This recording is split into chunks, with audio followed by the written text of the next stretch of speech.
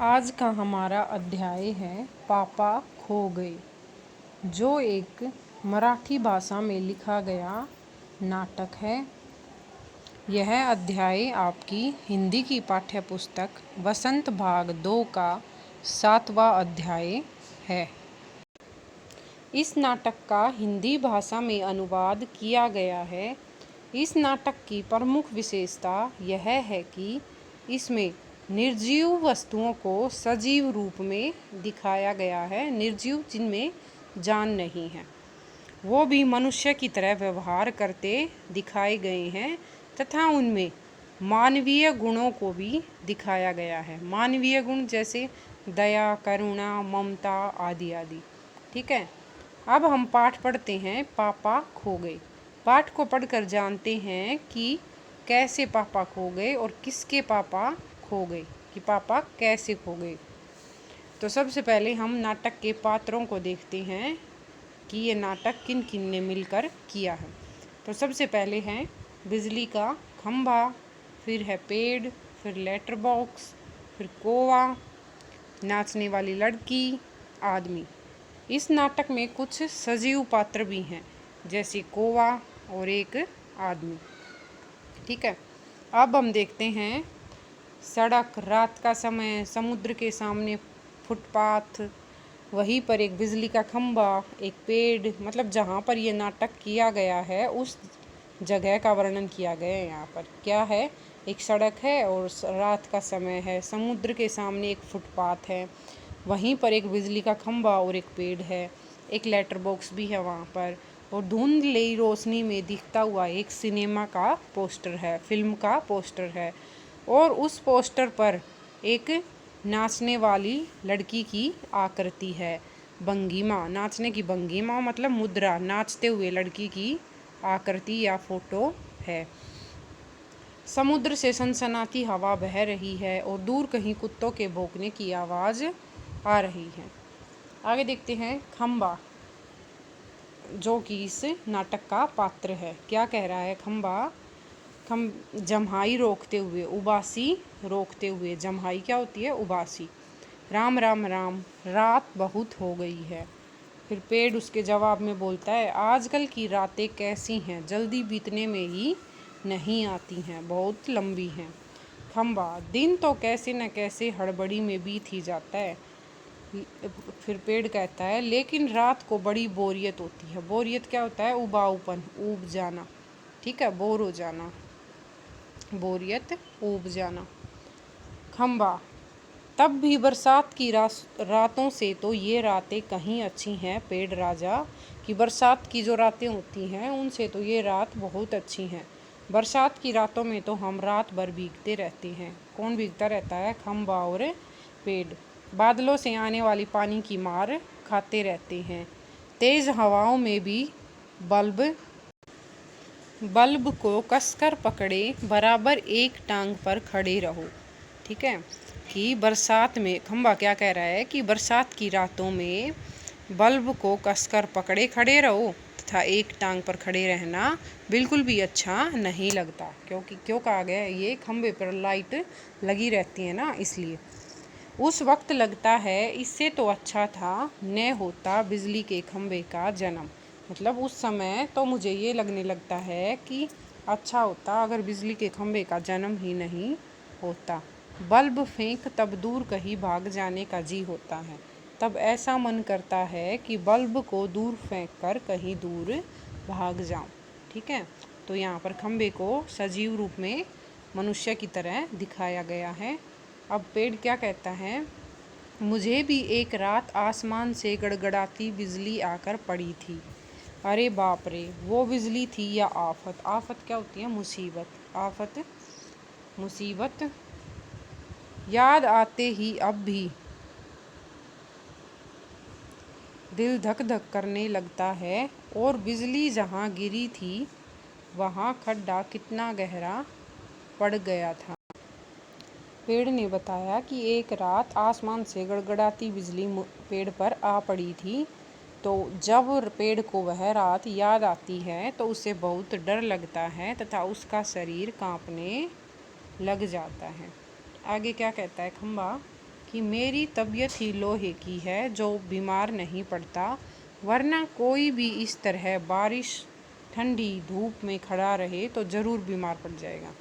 तो खंबा अपने आप के बारे में क्या बताता है कि मेरी तो तबीयत, प्रकृति या स्वभाव ही लोहे का है जो कभी बीमार ही नहीं पड़ता, कि मैं बारिश में भी बाहर खड़ा रहता हूँ, जब सर्दी होती है तो भी बाहर खड़ा रहता हूँ, और धूप में भी, फिर भी मैं कभी बीमार नहीं पड़ता। कितने दिन बीत गए, कितनी रातें, लेकिन मैं बराबर इस तरह खड़ा हूँ, लंबी ठंडी सांस छोड़कर चुंगी की यह नौकरी भी कोई नौकरी नहीं है।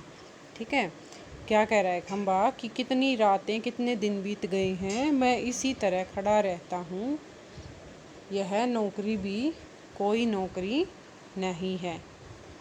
फिर पेड़ क्या कहता है, अपने पत्तों का कोट पहनकर मुझे सर्दी, बारिश या धूप में उतनी तकलीफ नहीं होती, तो भी तुमसे बहुत पहले का खड़ा हूँ मैं यहाँ। पेड़ क्या कहता है कि अपने पत्तों रूपी कोट पहनकर, उसके पत्तों को क्या बताया, उसका कोट पहनकर मुझे सर्दी, बारिश या धूप में इतनी तकलीफ तो नहीं होती, लेकिन मैं यहाँ पर तुमसे भी पहले का खड़ा हूँ।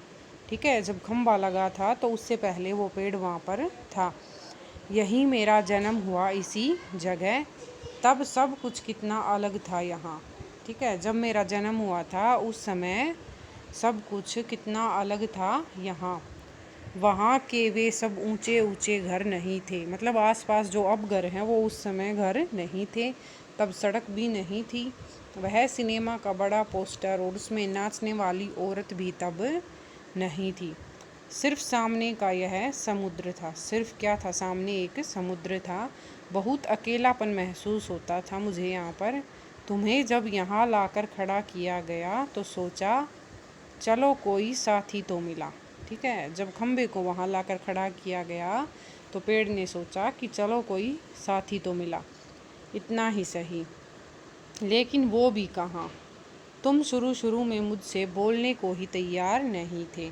पेड़ ने से तो सोचा था कि मुझे एक साथी मिल गया, लेकिन खंबा पेड़ से बातें नहीं करता था। मैंने बहुत बार कोशिश, पर तुम्हारी अकड़ जहाँ थी वही कायम। पेड़ ने खंबे से कई बार बातें करने की कोशिश की, लेकिन खंबे की अकड़ कम नहीं हो रही थी। बाद में मैंने भी सोच लिया इसकी नाक इतनी ऊंची है तो रहने देते हैं। तो बाद में पेड़ ने भी क्या सोच लिया, अगर यह मुझसे बात करके खुश नहीं है, यह इसे अपने आप पर घमंड है, तो मैं भी इससे बात नहीं करूँगा। मैंने भी कभी तुम्हें आवाज़ नहीं लगाई। हाँ, अपना स्वभाव ज़रा ऐसा ही है कि अगर कोई अच्छे से बात करे तो हम भी बात करते हैं, और अगर कोई बात ना करे तो हम भी बात नहीं करते। आगे है खंबा क्या कहता है, और एक दिन जब आंधी पानी में मैं बिल्कुल तुम्हारे ऊपर ही आ पड़ा। कि एक बार आंधी और बारिश आई हुई थी, और आंधी और बारिश के कारण खंबा पेड़ के ऊपर गिर पड़ा।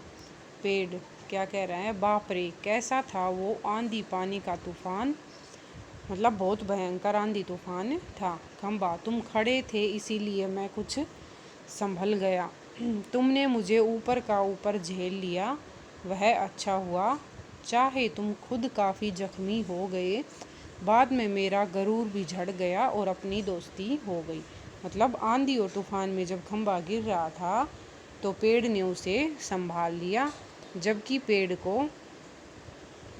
को चोट भी लगी थी, पेड़ भी जख्मी हो गया था, फिर भी उसने खंबे को गिरने नहीं दिया। ऐसा देखकर खंबे का गुरूर कम हो गया, उसका अहंकार कम हो गया, और उन दोनों के बीच दोस्ती हो गई। पेड़ हवा आज भी बहुत है। दोनों चुप। हवा की आवाज़, कुत्ते का भौंकना, पोस्टर पर बनी नाचने वाली औरत टेढ़ी हो जाती है। ठीक है, दोनों चुप हैं, बातें कर रहे थे, हवा की आवाज़ आ रही है, कुत्ते भौंक रहे हैं, और जो पोस्टर पर बनी नाचने वाली औरत है वो टेढ़ी हो जाती है। ठीक है, मतलब वो अपनी मुद्रा, अपनी आकृति को बदल लेती है, उसके घुंघरू बजने लग जाते हैं, वह फिर पहले की तरह स्थिर हो जाती है। ठीक है, फिर दोबारा से उसी आकृति में हो जाती है जैसे पहले थी। लेटर बॉक्स किसी दोहे का एक चरण गुनगुनाता है और रुक जाता है। ठीक है, अब कौन आ गया? Letter box. तो लेटर बॉक्स कुछ गुनगुनाता है और फिर रुक जाता है। फिर कौवा आता है। कौवा पेड़ के पीछे से झांक कर काऊ काऊ की आवाज़ करता है। कौन है जो रात के वक्त इतनी मीठी आवाज़ें लगाकर मेरी नींद खराब करता है? जरा चैन नहीं इन्हें। ठीक है, तो लेटर बॉक्स मीठी आवाज़ में नहीं गाए तो क्या इस कोए जैसी कर्कश काऊ काऊ करे। तो कौवा जैसे लेटर बॉक्स ने कुछ गुनगुनाया तो कौवा क्या कह रहा था कि रात के वक्त इतनी मीठी आवाज़ें लगाकर कौन नींद खराब कर रहा है, सोने भी नहीं देता। फिर लेटर बॉक्स वापस क्या कहता है कि अगर मीठी आवाज़ में नहीं गाएं तो क्या तुम्हारे जैसी कर्कश कठोर आवाज़ में काऊ काऊ करते रहें। कहता है जरा भी चैन नहीं लेता। पेट में हाथ डालकर एक पत्थर निकालता है। ठीक है, लेटर बॉक्स में क्या होते हैं? पत्थर होते हैं। तो पेट में हाथ डालकर एक लेटर या पत्र निकालता है। धीरे से जीभ को लगाकर खोलता है। उसमें से कागज़ निकालकर रोशनी में पढ़ने लगता है। ठीक है, उसमें से जो पत्र था अंदर लिफाफे के अंदर जो लिखा हुआ होता है उसको निकालकर और रोशनी में पढ़ने लग जाता है। यह किसकी चिट्ठी आकर पड़ी है, मतलब किसका पत्र आया है? हेडमास्टर का। फिर कहते हैं ठीक। अब देखते हैं क्या कहता है हेडमास्टर। श्रीमान श्रीयुत गोविंद राव जी, आपका लड़का परीक्षित पढ़ाई में काफ़ी कमज़ोर है। तो हेडमास्टर ने परीक्षित के पापा को वह पत्र लिखा था जिसमें परीक्षित के बारे में लिखा हुआ था कि परीक्षित पढ़ाई में बहुत कमज़ोर है। क्लास में उसका ध्यान पढ़ाई में बिल्कुल नहीं रहता। उसकी बजाय उसे क्लास में गायब रहकर बंटे मतलब कंचे खेलना ज़्यादा अच्छा लगता है। आप एक बार खुद आकर मुझसे मिलिए। परीक्षित के पापा हेडमास्टर से मिल भी लेंगे तो क्या हो जाएगा? स्कूल में बच्चे पढ़े नहीं, क्लास से गायब रहकर बंटे खेलते रहे, इसका क्या मतलब? फीस के पैसे क्या फोकट में आते हैं? फोकट मतलब मुफ्त में आते हैं। सभी पापा लोग ऑफिस में इतना काम करते हैं तब कहीं जाकर मिलते हैं पैसे। उन्हें ये बच्चे फोकट के समझे आखिर क्यों? 6 मुझे हेडमास्टर होना चाहिए था। इस परीक्षित के होश तब मैं अच्छी तरह ठिकाने लगाता। वह पत्थर रखकर दूसरा निकालता है। ठीक है, खंबा ये बातें कहता है कि इनके पापा हर रोज़ कितनी मेहनत से पैसे कमाते हैं और बच्चे उसको व्यर्थ में गवा देते हैं। तो लेटर बॉक्स कह रहा है कि अगर मैं हेडमास्टर होता तो उसकी अच्छी तरह ठिकाने लगाता उसके होश। फिर वह पत्र पढ़कर वह दूसरा पत्र निकालता है। फिर बोलता है कि यह किसका है? तो खंबा कहता है उसको, क्यों लाल ताऊ? खंबे ने लेटर बॉक्स को क्या कहा? लाल ताऊ। क्योंकि लेटर बॉक्स पर लाल रंग का पेंट किया जाता है इसलिए उसको लाल ताऊ कहते हैं। और ताऊ किस लिए कहा जाता है? क्योंकि वह लेटर बॉक्स बहुत पुराना हो चुका था। आज किस किस के पत्तर चोरी चोरी पढ़ते रहे? तो खंबा कह रहा है, क्यों ताऊ, आप किस किस के पत्तर चोरी करके पढ़ रहे हो? तो लेटर बॉक्स आश्चर्य से कह रहा है, चोरी चोरी चोरी किस लिए? सभी चिट्ठियाँ मेरे ही तो कब्जे में होती हैं, अच्छी तरह रोज़ रोज़ पढ़ता हूँ। पेड़ कब्जे में होने का मतलब यह तो नहीं लाल ताऊ कि लोगों की चिट्ठियाँ फाड़ फाड़ कर पढ़ते रहो। तो पेड़ क्या समझाता है कि कब्जे में होने का यह मतलब नहीं है कि लोगों की चिट्ठियों को तुम फाड़ कर पढ़ते रहो। पोस्टमास्टर को अगर पता चल गया तो पोस्टमास्टर डाकिया। लेटर बॉक्स चलता है पता तो चल जाने दो, मेरी तरह यहाँ रात दिन बैठकर दिखाए तब पता चले। तो लेटर बॉक्स कहता है कि अगर पोस्टमैन को पता चलता है तो चलने दो, मेरी तरह यहाँ रात दिन बैठकर दिखाए तब उसको पता चले। परसों वह पोस्टमैन मेरे पेट में से चिट्ठियाँ निकाल रहा था और मुझे इतनी लंबी जम्हाई आई कि रो के नहीं रुकी। जब पोस्टमैन उसके अंदर से चिट्ठियाँ निकाल रहा था तो उसको बहुत उबासी आ रही थी और रोके हुए नहीं रुक रही थी, जम्हाई लेता है वह देखता ही रह गया। इन चिट्ठियों का बंडल बनाकर जल्दी जल्दी चलता बना वह। लेकिन यह लेटर बॉक्स, इसे नहीं बोरियत होती एक जगह बैठे बैठे। मैं कहता हूँ चिट्ठियाँ मन बहलाने के लिए पढ़ भी ली तो क्या हो गया। ठीक है, लेटर बॉक्स कहता है कि अपना टाइम पास करने के लिए, मन बहलाने के लिए अगर मैंने 1-2 चिट्ठियाँ पढ़ भी ली तो क्या हो गया। पेड़ कहता है लेकिन चिट्ठी जिसे लिखी गई हो लाल ताऊ उसे ही पढ़नी चाहिए, वह प्राइवेट होती है, प्राइवेट।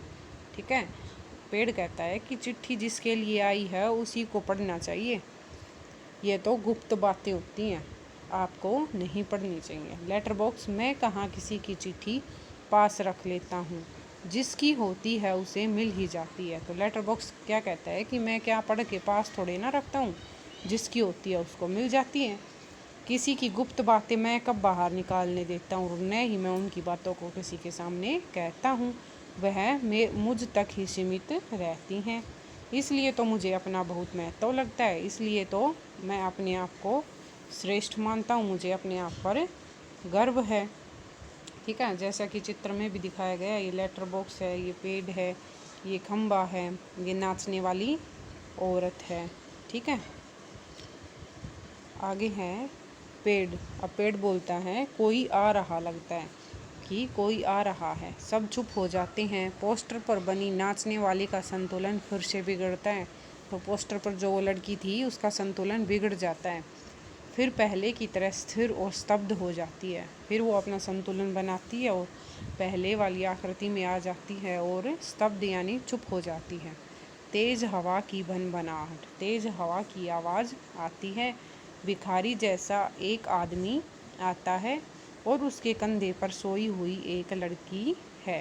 ठीक है, जैसा कि पीछे चित्र में भी दिखाया गया था। आदमी क्या कहता है, आदमी अपने आप से कि मैं बच्चे उठाने वाला चोर हूँ, दूसरा कोई काम करने की मेरी इच्छा नहीं होती। अभी थोड़ी देर पहले एक घर से यह लड़की उठाई है मैंने, गहरी नींद में सो रही थी, अब तक उठी नहीं है और उठेगी भी नहीं। मैंने इसे थोड़ी बेहोशी की दवा जो दी है। अब मुझे लगी है भूख, दिन भर कुछ खाने का वक्त ही नहीं मिला, पेट में जैसे चूहे दौड़ रहे हों। तो ऐसा किया जाए, इसे यहीं लेटाकर अपने ज़रा कुछ खाने की तलाश करें, देखे कुछ मिल जाए तो। इतनी रात गए यहाँ, इस वक्त अब किसी का आना मुमकिन नहीं है। तो उनके बीच कौन आता है, एक आदमी आता है जिसने अपने कंधे पर एक लड़की को लिटा रखा है और वह आदमी एक बच्चा चोर है। उसने उस लड़की को उनके घर से उठा लिया तथा बेहोशी की दवाई उसको दे दी और वह आदमी उस बच्ची को वहाँ लिटाकर खाना खाने के लिए चला जाता है। पेड़ की ओट में लड़की को डाल देता है, अब उस पर अपना कोट फैला देता है। और लड़की को कहाँ लिटा देता है, एक पेड़ की ओट में, और उस पर अपना कोट डाल देता है और इधर उधर जरा चौकस होकर देखता है और सतर्क होकर आसपास देखता है कि कोई देख तो नहीं रहा है। फिर एक एक कदम सावधानी से रखता हुआ निकल जाता है। उसके बाद वह वहाँ से निकल जाता है। फिर खंबा पेड़ से कहता है शय, पेड़ राजा, दाल में कुछ काला नजर आता है। खंबे ने पेड़ से क्या कहा कि पेड़ राजा, दाल में कुछ काला नजर आता है, यानी कुछ गड़बड़ लग रही है। तो पेड़ क्या कहता है, वह जरूर बहुत बुरा आदमी है कोई, और यह लड़की तो छोटी सी है, कि वह आदमी बहुत बुरा लग रहा है और यह लड़की बहुत छोटी है। तो लेटर बॉक्स क्या कहता है कि वह उसे कहीं से उठा कर लाया है, मैंने सुना है। तो लेटर बॉक्स क्या कहता है कि वह अपने आप में बड़बड़ा रहा था और मैंने उसकी बड़बड़ाहट सुन ली कि वह बच्चा चोर है और उसको उठा कर लाया है। फिर पेड़ कोए को जगाते हुए कहता है कि एक कोए जाग न जाग। पेड़ कोए को जगाता है, पेड़ कोए को जगाता है और कोआ क्या कहता है कि दिन हो गया। पेड़ नहीं, दिन नहीं हुआ, पर एक दुष्ट मतलब बुरा आदमी एक छोटी सी लड़की को कहीं से उठाकर ले आया है। ठीक है, पेड़ ने उसको क्या बताया कि दिन तो नहीं हुआ है, लेकिन एक बुरा आदमी एक छोटी सी लड़की को उठाकर ले आया है। चुप, वो आदमी इस वक्त यहाँ नहीं है, वो लड़की उठ जाएगी तो चिल्लाएगी। उसने खम्बे से कहा, पेड़ ने खम्बे से कोए से कहा कि चुप हो जाओ, वह आदमी इस समय यहाँ पर नहीं है, और अगर वो लड़की उठ गई तो चिल्लाने लग जाएगी। कौवा आलस से उठते हुए आँखों पर एक चुल्लू पानी डालकर अभी आया है और जाता है। तो कौवा आलस में था, तो उसने अपनी आँखों को पानी से धोया और फिर आता है। खम्बा, भयंकर, बहुत ही भयंकर। फिर पेड़ कहता है, झुककर लड़की को देखकर, बच्ची बहुत प्यारी है, कौन जाने किसकी है। उस बच्ची को देखता है और कहता है कि ये तो बहुत प्यारी है, पता नहीं किसकी है। लेटर बॉक्स, मुड़कर देखते हुए नासपिटे ने सोई हुई को उठा लिया कहीं से, चील जैसे चूहा उठा लेती है वैसे। लेटर बॉक्स क्या कहता है कि इस निकम्मे व्यक्ति ने उस सोई हुई लड़की को उठा लिया जैसे चील चूहे को उठा ले जाती है। खम्बा, मैं भी देखना चाहता हूँ उसे, पर मुझसे झुका ही नहीं जाता। लाल ताऊ, अभी भी सो रही है क्या वो? तो खम्बा क्या इच्छा प्रकट करता है कि मैं भी उस लड़की को देखना चाहता हूँ, लेकिन मुझसे झुका नहीं जाता। लाल ताऊ यानी लेटर बॉक्स, आप ही बता दो कि क्या वो लड़की अभी भी सो रही है। लेटर बॉक्स क्या बताता है उसको? हाँ हाँ खम्बे महाराज, वह सो रही है। फिर कौवा आकर कहता है, कौन उठा लाया किसे? बोलो अब कि कौन किसको उठा लाया, मुझे अब बताओ। तो पेड़ बताता है, इसे, इस छोटी लड़की को एक दुष्ट आदमी उठा लाया है। ये जो छोटी लड़की सो रही है उसको एक बुरा आदमी उठा लाया है। कौवा देखकर, अच्छा यह लड़की और वह दुष्ट आदमी कहाँ है इसे उठा कर लाने वाला? तो खम्बा कहता है, वह जरा गया है खाने की तलाश में, भूख लगी थी उसे। तो लेटर बॉक्स कहता है, थोड़ी ही देर में आ जाएगा वह, और यह खिलौने सी बच्ची, और इस खिलौने सी बच्ची को फिर से उठा ले जाएगा। गला रुंध जाता है, मतलब वह भावुक हो जाता है, उसको उसके बच्ची के बारे में चिंता होने लगती है। नहीं नहीं, ऐसी कल्पना भी नहीं की जा सकती, कौन जाने क्या होगा इस बच्ची का। तो लेटर बॉक्स कहता है कि नहीं, हम ऐसा नहीं होने देंगे, इसकी तो हम कल्पना भी नहीं होने देंगे कि वो बच्ची को ले जाएगा और बच्ची के साथ पता नहीं क्या करेगा, उस बच्ची का आगे चलकर क्या होगा। वीडियो को लाइक और शेयर करें, चैनल को सब्सक्राइब करें।